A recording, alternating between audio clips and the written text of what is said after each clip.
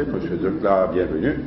Il est clair qui nous paye ni comme un bateau, non seulement sans capitaine, mais aussi sans gouvernail et sans boussole non plus concernant l'avenir. Et quand un pays rendu à ce stade-là, quand il devenait un bateau sans capitaine, sans gouvernail et sans boussole, il est extrêmement grave pour le pays. Et dans une situation pareille, tout indiquait que le gouvernement peut choisir la fuite en avant. La fuite en avant avec une mise en congé du Parlement pour de longs mois la semaine prochaine.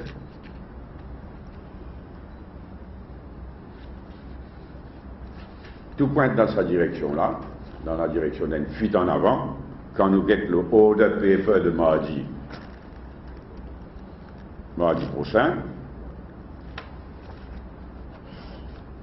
Mais quand nous calculons aussi que jusqu'à hier, toujours, patine mettre dans le Government Gazette l'augmentation révoltante de 50% de la redevance télévision.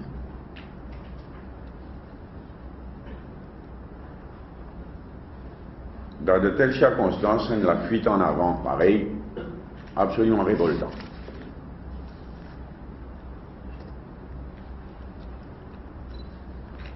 Order paper,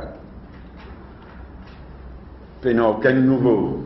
La loi qui circulait, first reading, second reading. Et au contraire, le gouvernement revient de l'avant avec sa mauvaise manière, d'un seul coup, amène la loi first, second, third reading, même jour, mardi prochain. Et pas n'importe qui la loi qui n'a trait à la carte nationale d'identité.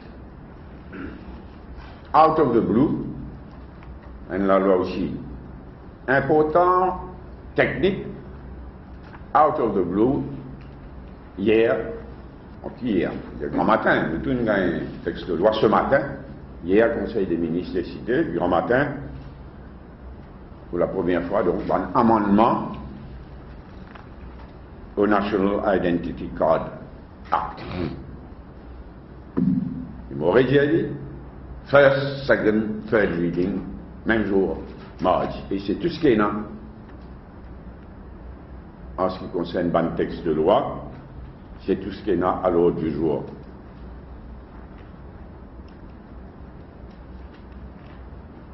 Par ailleurs, jusqu'à hier, nous avons vérifié, jusqu'à hier soir, toujours pas mettre dans le Government Gazette sa augmentation révoltante de redevance télévision, ce qui a indiqué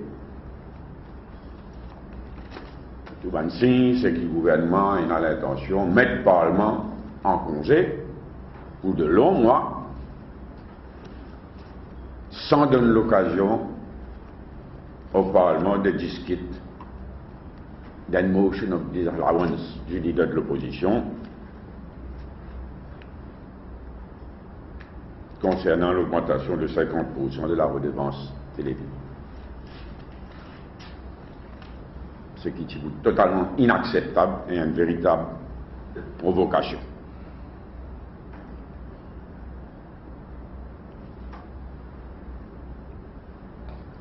Pour moi, il est clair que le gouvernement à bout de souffle est rinté au Parlement,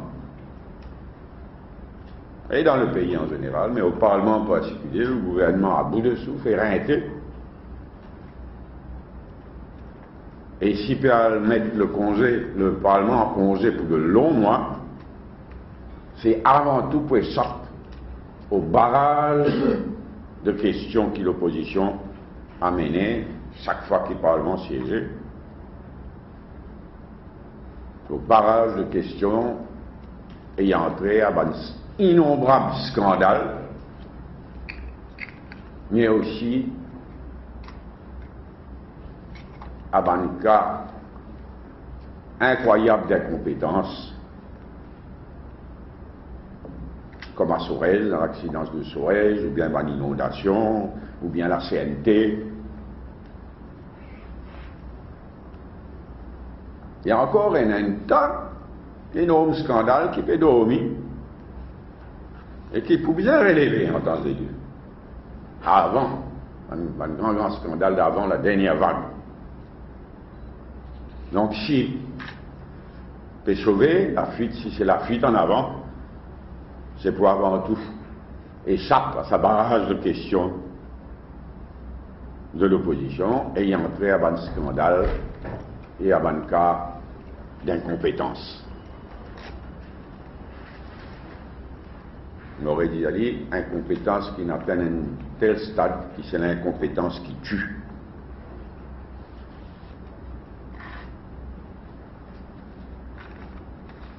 Mais il faut s'approcher avant une question, y compris l'Ova Maguet.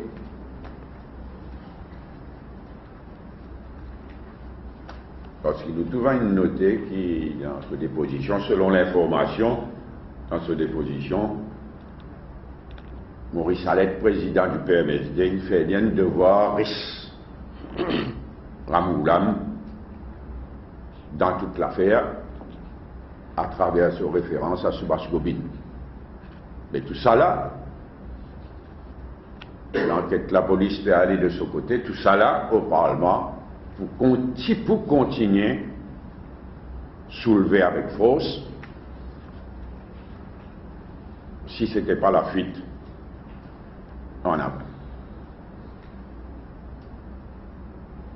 Et en ce qui concerne MBC Moridino, là, Amoulam Bizin connaît qui sentiment de dégoût, d'exaspération, et a dans le pays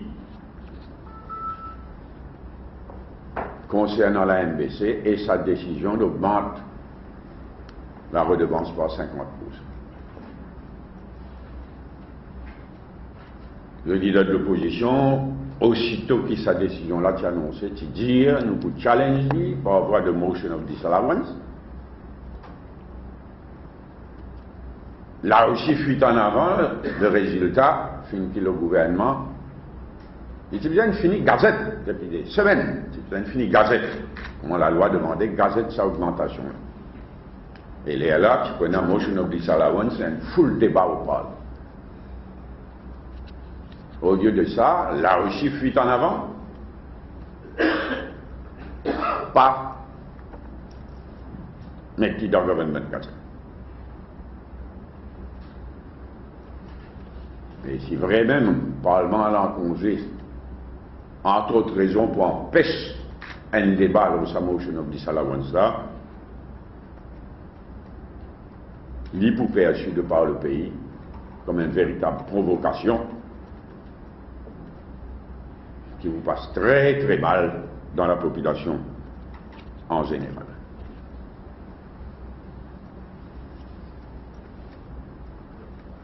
Par ailleurs, si, comme confirmé donc le Parlement, aller en vacances, mise en vacances pour de longs mois, il est bon de noter aussi que si ça arrivait la semaine prochaine, le Parlement va finir en congé sans qu'il Ramoulam tenir sa parole de rendre public by July un white paper lors de la réforme électorale a été débattu au Parlement. Je dois rappeler que c'est le 7 mai qu'il prend cet engagement-là au Parlement. Un engagement catégorique. Mais là, si le Parlement entre en congé sans qu'il le white paper est rendu public, il peut ajouter à nous méfiance, à nous scepticisme concernant bonne intention de Navin Ramgoolam, la réforme électorale. On toujours dire et m'ont répété que moi, il y a beaucoup de doutes. C'est pas vrai, même Ramgoolam peut tenir parole. Et ce qui est bizarre, c'est pas seulement un white paper, c'est un bill contenant les détails d'une réforme électorale éventuelle. Si au lieu de cela, c'est la fuite en avant, le Parlement mis en congé, il faut éloquent. Quant à bonne intention de Navin Ramgoolam concernant la réforme électorale. D'un autre côté, concernant la CNT, dans le pauvre en discussion, on peut continuer. Concernant la CNT, l'IBON qui nous finit vite l'affrontement.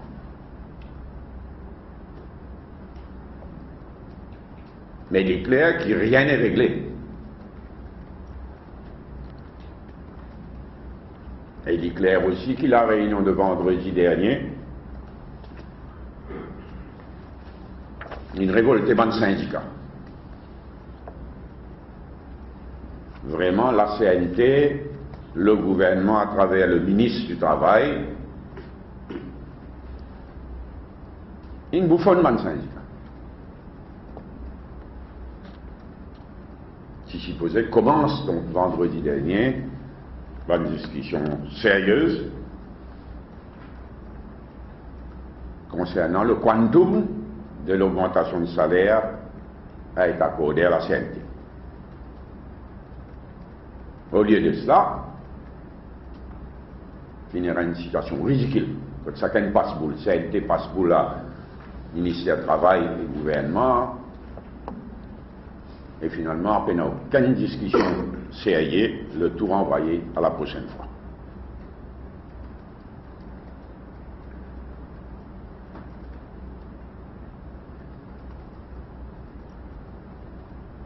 Il ne faudrait pas provoquer quand on travaille à CNT, il ne faudrait pas pousser à l'affrontement, à l'exaspération.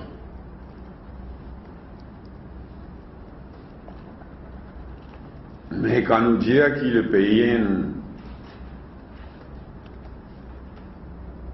navire sans capitaine, à la CNT, il y a un exemple éloquent.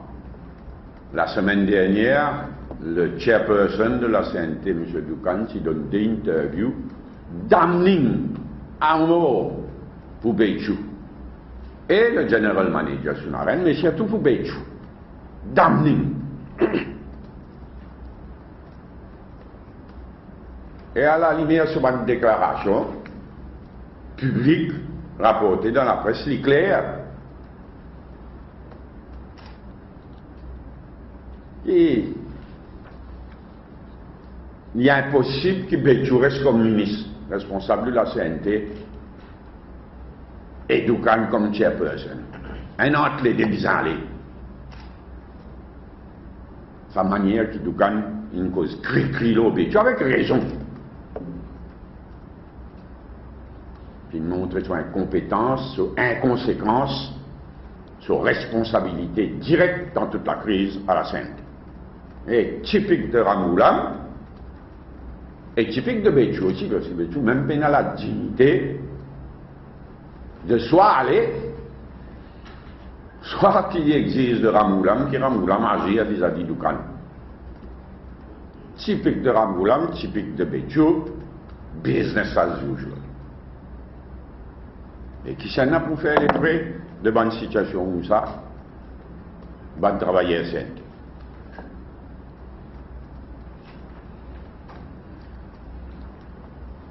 Et là, dans ce contexte-là, nous apprenons que le management de la CNT fait pousser la provocation jusqu'à pas donner ce salaire à sa contrôleur qui était dans le bus accidenté à Sorèze. On lit attentivement ces déclarations et déclarations sur madame ce matin, c'est livré, c'est choquant.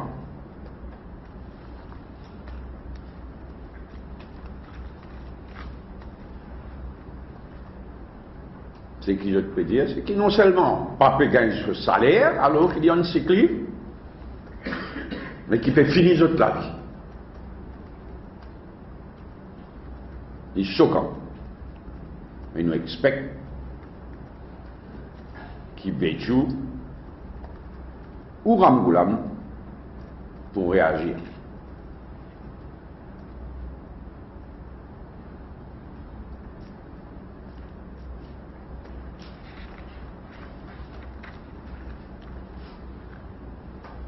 En tout cas, jusqu'à la dernière minute au Parlement, avant que le Parlement aille en longues vacances, tout ça va les choses-là pour lever, pour soulever et ressoulever jusqu'à la dernière minute.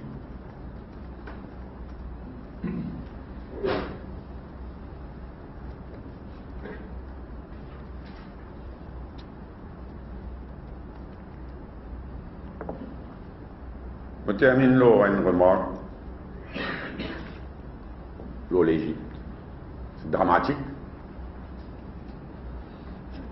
Dramatique, ce qui est arrivé en Égypte, et extrêmement dangereux. Pas seulement pour l'Égypte, et les pays arabes, mais en général. Nous, en 2013,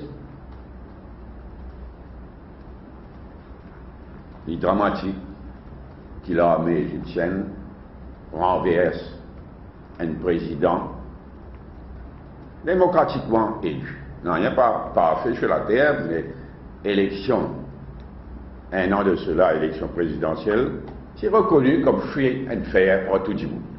Et voilà que l'armée, en 2013, l'armée égyptienne renverse un président démocratiquement élu. C'est dangereux, très dangereux. C'est le wrong signal envoyé à tout le monde. Bien sûr, même pas d'accord avec un paquet de quelque chose qui, un frère musulman, à travers le président ou au Parlement, fin faire ou tu voulais faire, quelque chose, je suis d'accord. Mais là n'est pas la question. La question, c'est nous sommes en présence d'un président de la République élu démocratique et qui est renversé par l'arme. Il est bon qu'il emmène comme un engagement qui pour retourne à l'ordre constitutionnel pour une free and fair elections dès que possible. Il est souhaitable que tout cela se fasse le plus rapidement possible. Mais dans l'intervalle, il n'est pas bon, il est dangereux que les États-Unis et d'autres pas fin condamnent cela. Le président Obama, il déclare deeply concerned parce qu'il y a un coup d'État militaire. Et l'ironie, c'est que, alors que le président Obama et d'autres, pour une raison égoïste, car que les autres ont l'intérêt, évite qu'on condamne sa coup d'État-là, l'Égypte est suspendue, pas expulsée naturellement, mais suspendue de l'Union africaine.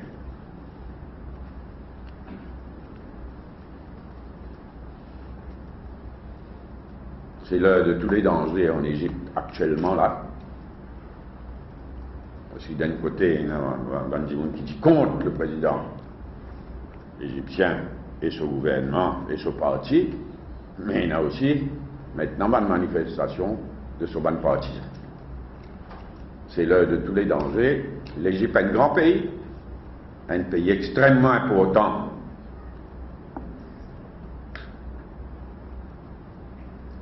pour la région et en général. Et donc nous souhaitons que l'Égypte retourne à la voie constitutionnelle et qu'il y ait une élection free and fair, une élection démocratique en Égypte le plus tôt possible.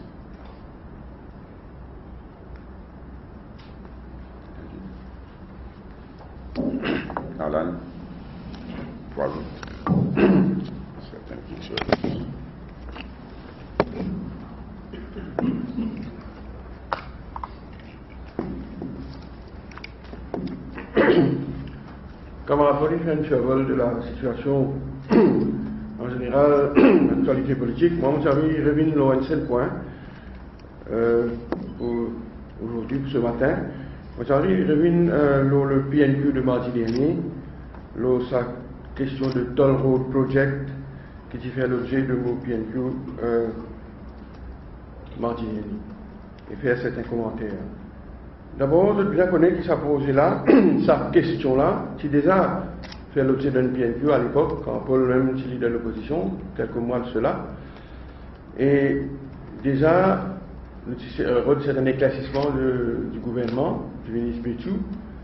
Et à l'époque, une des premières affaires que je me suis trouvé, c'est que la compagnie qui fait, la société qui fait le feasibility study, qui choisit pour faire le feasibility study de sa posée-là, qui lui-même choisit comme transaction advisor. Et camarade Paul se pose une question, l'advisability de cette situation-là, c'est pas correct ça. Les temps finissent passer, la presse il fait beaucoup état de sa projet-là, et donc mardi dernier, moi, on revient sur le projet. Et moi, je suis content de faire trois remarques. D'abord, la loi qui est introduite en 2004 sur le PPP Project, c'est nous, gouvernement, qui a introduit ça.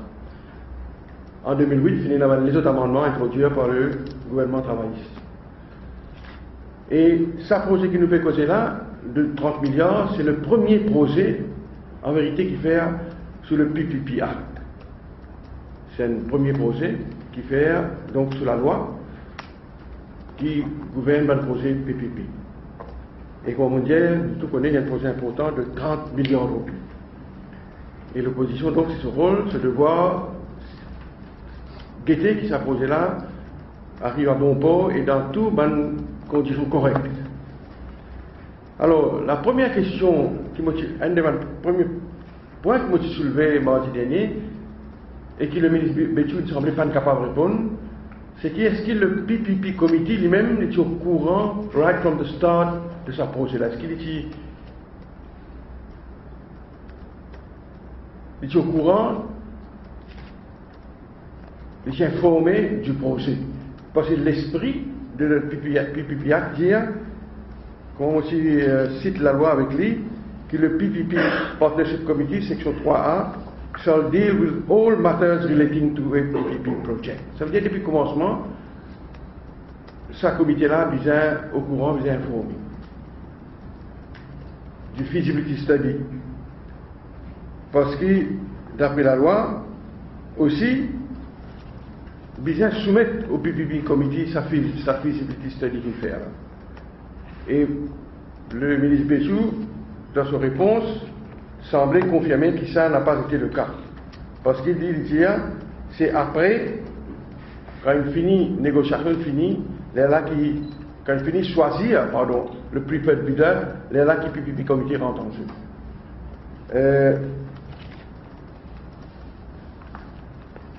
Donc c'est le premier point que nous avons envie de faire dans sa projet-là, qui le comité qui visait à informer right from the start, depuis le feasibility study de faire, et qui donc qui visait au courant, qui visait à monitorer le projet right depuis le commencement. Et il semblait que ça n'a pas été le cas. Deuxième affaire, moi je demande le ministre Béchou, est-ce qu'il est au courant qu'il y a une complainte, qu'il y a une représentation faire dans ce projet-là? Et le ministre Béchou dit, Mr. Speaker, sir, in regard to part B of the question, I have not received any complaint from any of the two bidders. Parce que vous devez connaître, tu pré-qualifie deux bidders, et un là d'autre qui fait la représentation, et la question qui posée, c'est pas de recevoir la représentation, la complainte. Et il dit donc dans la réponse, I have not received any complaint from any of the two bidders. Moi, j'ai une lettre avec moi là, datée le 24 avril 2013, qui effectivement, M. John Lutz bid leader and authorized representative of the Group 5 Strabag Consortium. Le 24 avril 2013. Ça, monsieur-là. Donc, le bid leader, qui est le représentant de l'autre pre-qualified bidder, qui a envoyé plusieurs personnalités. Le Prime Minister, le Vice-Premier Ministre, M. Béchou, le Attorney General, le Public Procurement Office, le Public Private Partnership Committee et le Chairman CPB, le Chairman RDA, le Chairman IRP. Vous voyez, le 24 avril 2013, ça, représentant de l'autre pre-qualified bidder, qui a envoyé une lettre en détail au ministre Béchou, qui fait état de toutes les autres grievances, de toutes les autres dissatisfactions, et donc qui fait effectivement une complainte, qui fait effectivement une protestation. Il semblerait donc que le ministre Béchou pas dire la vérité à la Chambre. Dernier point que j'ai envie de faire, c'est le point central, la question de clarification ou bien suggestion. Le point qu'il faut faire au Parlement, c'est est-ce que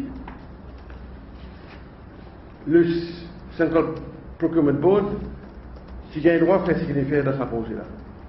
C'est-à-dire, d'une lettre datée le 16 novembre 2012, qui m'en a encore avec moi ici, qui m'a parti produire à l'Assemblée, le CPB donc écrit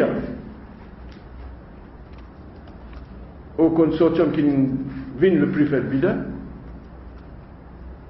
et c'est ça lettre-là qui fait tout, qui change toute la situation.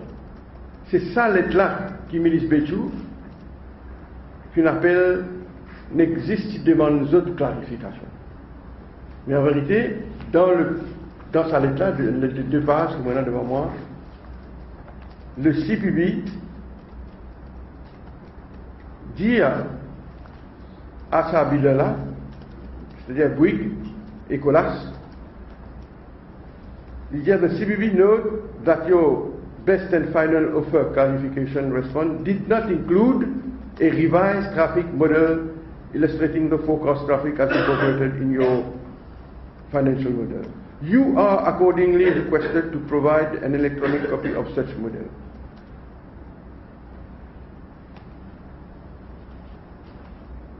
Deuxième paragraphe, le CPB dit comme ça, the CPB notes that your new layout do not appear to address all required traffic movements. You are required to provide a response to the following issues in relation thereto. Donnez 1, A, B, C, D, 4, 5 issues, et il demande donc provide a response. Mais dans le dernier paragraphe, ce qui est plus grave, la lettre se dit comme ci. In view of the above, the CPB requests that urgent consideration be given to adjust your proposal to accommodate the southbound movements during the construction works. The consortium may wish to consider the following in arriving at a suitable solution. Là, un de 6 solutions, le CPB donne sa bidder là.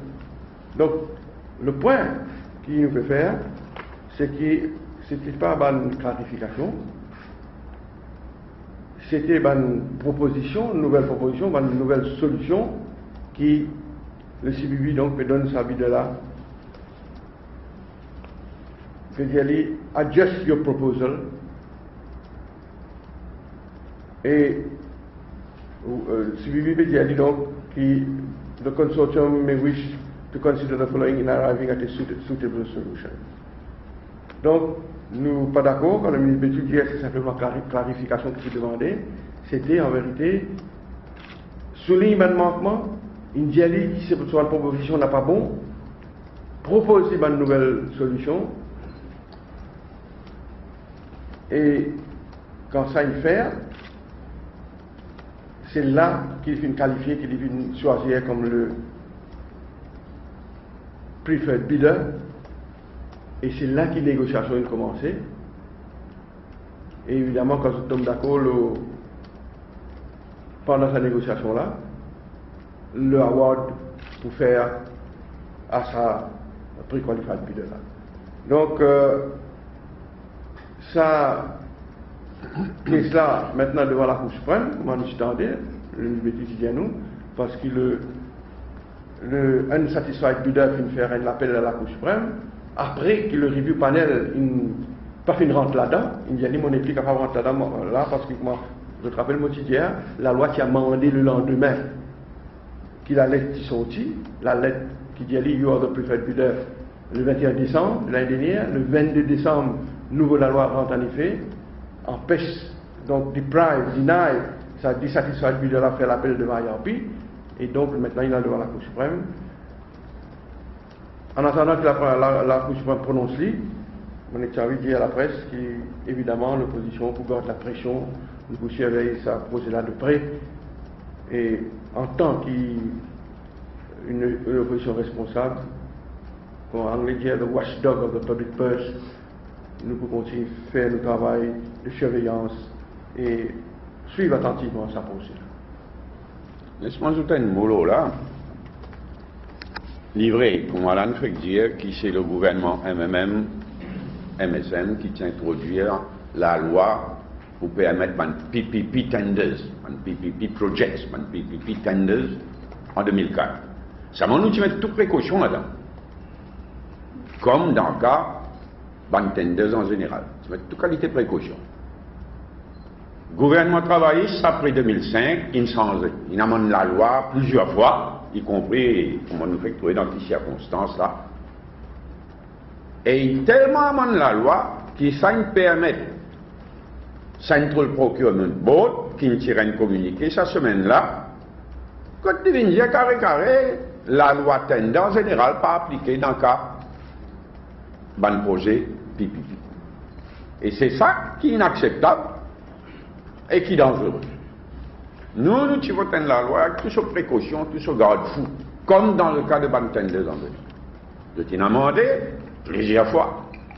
Et aujourd'hui, Central Procurement Board, lui-même, il vient dire, ah ben non, la loi concernant les PPP tenders, les PPP projects, pas même la loi. Il n'est pas appliqué. Et nous payons cause là le plus gros projet de l'histoire de Maurice, 30 milliards. 30 milliards.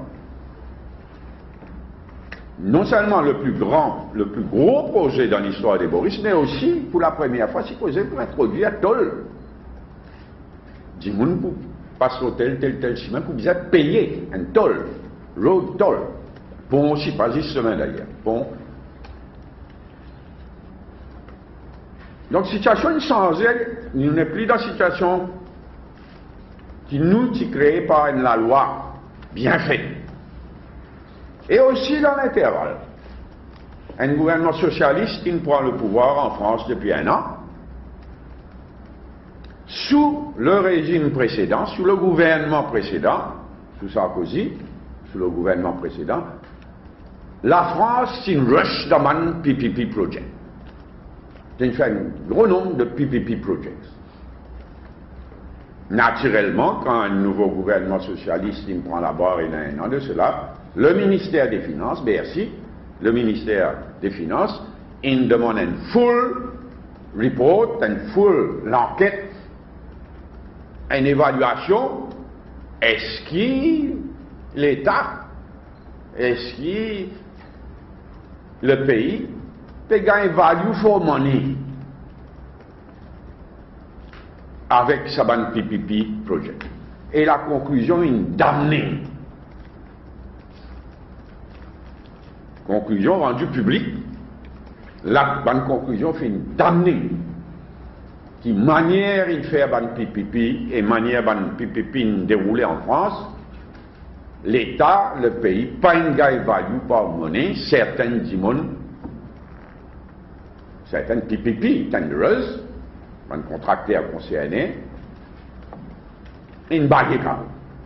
Donc ils remettent en question tout le concept de PPP, ils remis en question.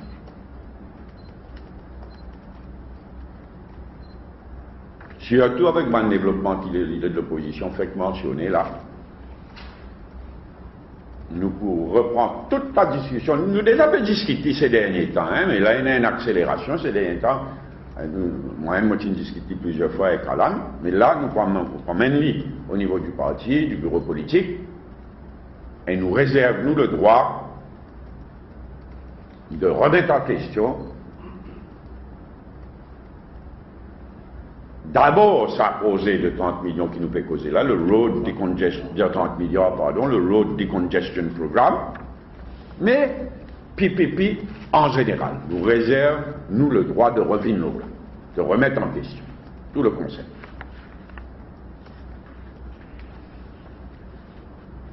Et sinon, dans cette direction-là, nous pouvons informer une firme concernée, à commencer par Colas,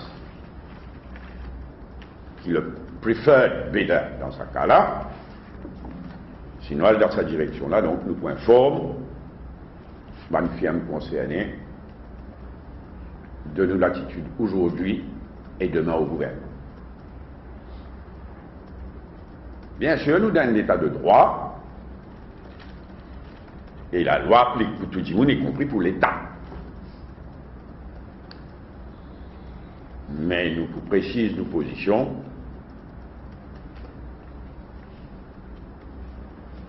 et mettre dans la mise en garde qui est nécessaire.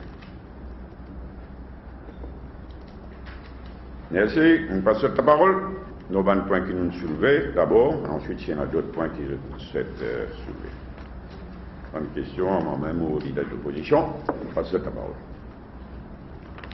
Vous pensez que M. Allen vient de démissionner dès le moment de l'arrestation? Il vient fini de démissionner tout le monde sur l'arrestation. Au moins, Reza Isaac qui fait ça. Mais là, Alette étant Alette, il n'a pas voulu aller. Ça m'a encore une fois montré Rangoulam.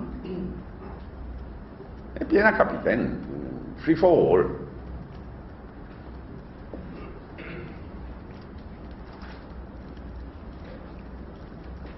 Oui. Une petite phrase, le Premier ministre dit qu'il ne peut pas viser les amateur dirigés par personnellement. Le plus grand amateur, c'est lui-même. Bon, c'est un inattaque, mais le plus grand farceur, le plus grand amateur, c'est lui-même. Quand l'histoire, pour guetter, ça a 5 ans qu'il est gouverné comme Premier ministre de 1995 à 2000, et ça a 8 ans qu'il peut gouverner, mais Guinness beaucoup de réponse. L'autre tout, qui nous capable d'imaginer. Et dans le nom de Sébastien Robin, c'est aussi une lecture d'information. Regardez, le Prime Minister's Office de Rangoulam, c'est Magouilleur Incorporated. On ne pas étonné. On est étonné qu'il ne prend tout ça les temps là pour qu'il. C'est quelque chose comme ça sorti. Mais regardez, qui ça n'a pour croire qui tout ça, ces histoires vraiment là. Fin a lieu sans qu'il Rangoulam parfaitement au courant, sans qu'il Bibican parfaitement au courant, sans qu'il Xavier Duval parfaitement au courant. Qui ça pour voir ça?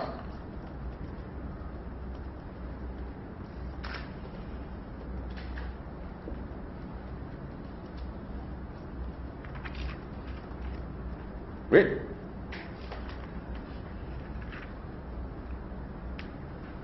C'est maintenant, il demande un coup de main pour finaliser White Paper.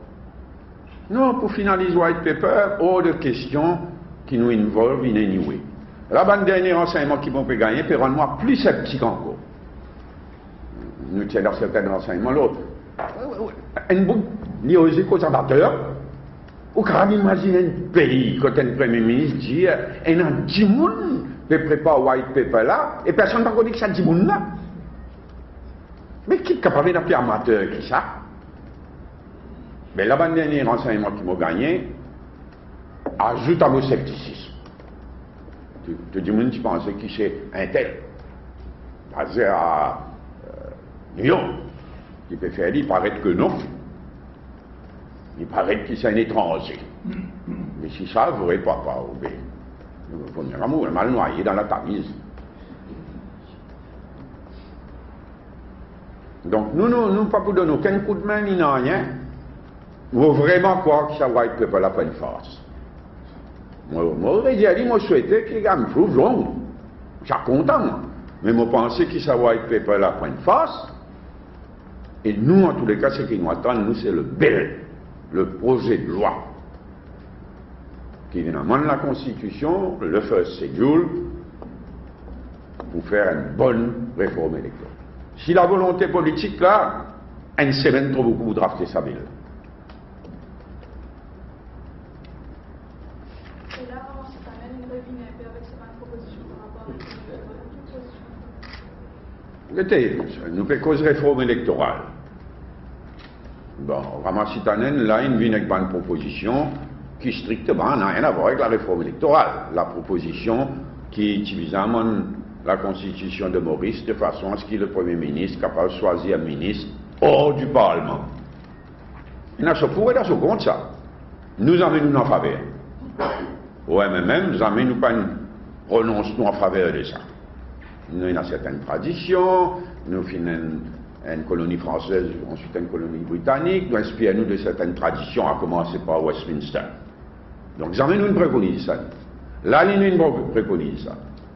Je ne crois pas bien un débat, mais il n'a rien à voir avec la réforme électorale. Il y a un sujet totalement indépendant.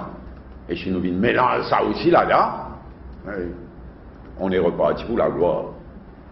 Donc, débat l'autre débat, ça. Là, en ce qui concerne la réforme électorale, nous discutons tout ce qui est capable de discuter. À Ramgoulam de tenir parole ou non. De venir de l'avant avec un white paper et ensuite avec un bill au Parlement. Au lieu de cela, on a l'impression, comme on dit tout à l'heure là, que c'est la fuite en avant, Parlement peut aller en vacances, de longues vacances. Trop tard, vous pensez? Jamais trop tard. Et jamais trop tard. Mais il prend un engagement au Parlement, un engagement précis. Il n'est jamais trop tard pour faire une bonne réforme électorale. Mais sa façon de faire là, il aide au scepticisme qui est là de mon côté même et de côté de beaucoup du monde. Il y a une chipine sortie, nous pas tablé pour le ministre des Finances, un projet de distribuer la pauvreté ou pas inquiet. Ce qui tombe derrière moi, il y a une question mardi dernier au Parlement, et certainement vous soulève la question au bureau politique lundi, et Statistics Maurice fin de la banque ban chiffre qui Michel Duval peut interpréter à sa façon comme toujours. Donc nous pourrions venir là fort. D'abord besoin d'établir les faits et ensuite nous pourrions venir là pour un bon débat entre nous. Le chômage. Oui, enfin, le chômage, vous connaissez, moi bien tracassé. Pour moi, un des plus gros problèmes qui ne finit comment se lève la tête, c'est graduer chômeur. Comme dans le passé. Déjà, l'autre jour, moi je donne un chiffre. Moins de 25 cas par vie chômeur, autant qu'on appelle 47%, si je ne me pas trop. Qui est énorme.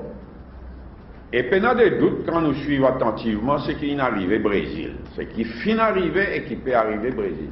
Pendant des doutes, qui a une bonne explication, une bonne cause de cette explosion-là, c'est ça l'espoir que les jeunes Brésiliens mettaient dans l'éducation universitaire.